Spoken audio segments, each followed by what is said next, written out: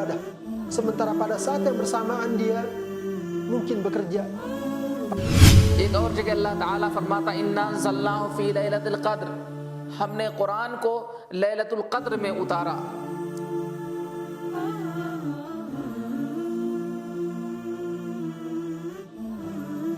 وبرکاتہ، الحمدللہ رب العالمین، والصلاة والسلام علی اشرف الانبیاء والمرسلین، نبینا محمد وعلی آلہ وصحبہ اجمعین، اما بعد۔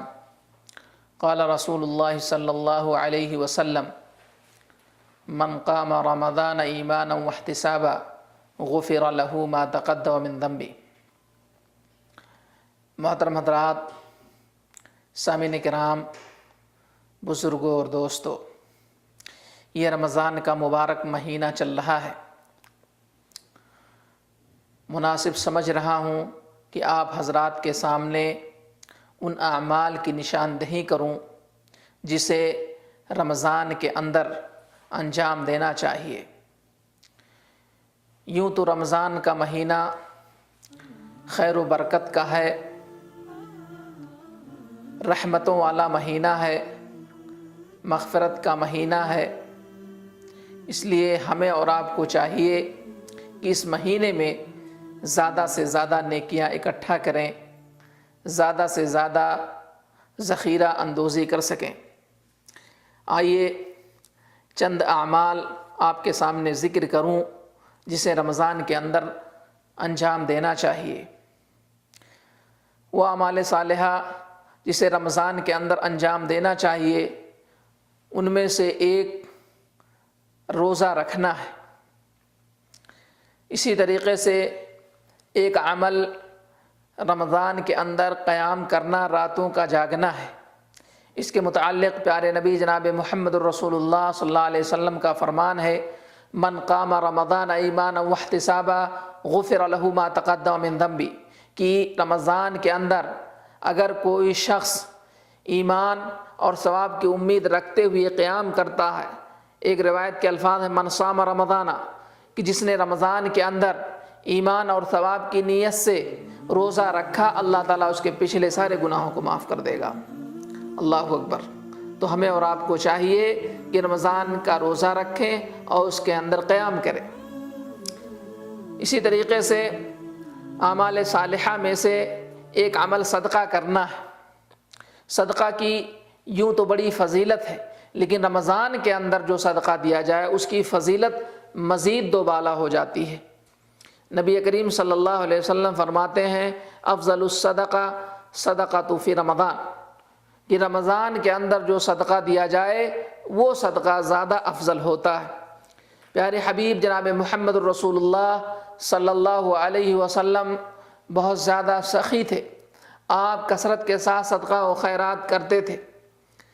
جب رمضان کا مبارک مہینہ آ جاتا تو آپ کی سخاوت اور فیاضی مزید بڑھ جایا کرتی تھی۔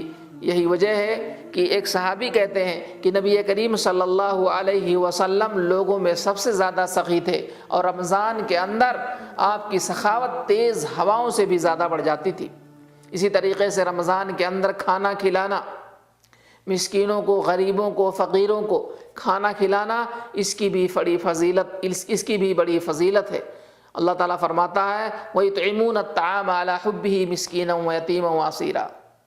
مومنین کی شان ہے وہ لوگ جو فضیلت والے ہیں، وہ کھانا کھلاتے ہیں یتیموں کو، مسکینوں کو، قیدیوں کو، اور کھلانے کا مقصد اللہ کی رضامندی ہوتی ہے، جیسا کہ اللہ نے آگے کہا انما نطعمکم لوجہ اللہ، ہم اللہ کی رضا کے لیے، اللہ کی خوشنودی کے لیے کھلا رہے ہیں۔ لا نرید منکم جزاء ولا شکورا، ہم تم سے بدلہ اور شکریہ کے محتاج نہیں ہیں۔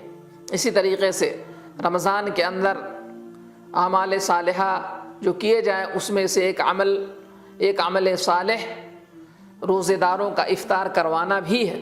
پیارے حبیب جناب محمد رسول اللہ صلی اللہ علیہ وسلم فرماتے ہیں کہ جس نے روزے دار کو افطار کرایا تو اسے روزے دار کی مانند ثواب ملے گا۔ جتنا ثواب روزے دار کو ملے گا، روزہ رکھنے والے کو ملے گا، اتنا اسے بھی ملے گا، اور روزے دار کے ثواب میں کوئی کمی نہیں کی جائے گی۔ اس لیے ہمیں اور آپ کو چاہیے کہ رمضان کے اندر کثرت کے ساتھ روزہ افطار کرائیں۔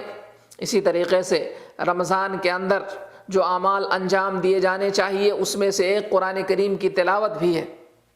قرآن کریم کی تلاوت اس کی بڑی فضیلت ہے۔ نبی کریم صلی اللہ علیہ وسلم فرماتے ہیں کہ اگر کوئی شخص ایک حرف پڑھتا ہے تو اسے 10 نیکی ملتی ہے، اور آپ نے فرمایا کہ میں نہیں کہتا کہ الف لام میم ایک حرف ہے، بلکہ الف ایک حرف ہے، لام ایک حرف ہے اور میم ایک حرف ہے۔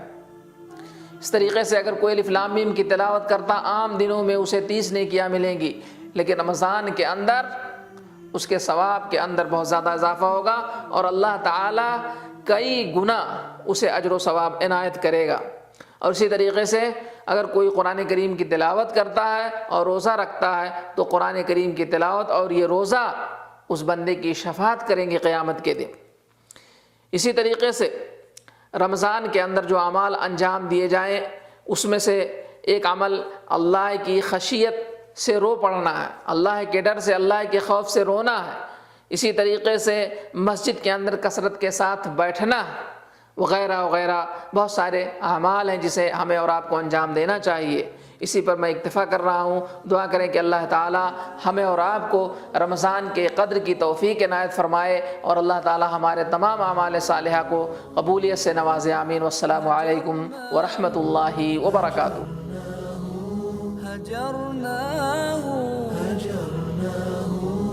هجرناه فأمسى العز ذلا وناح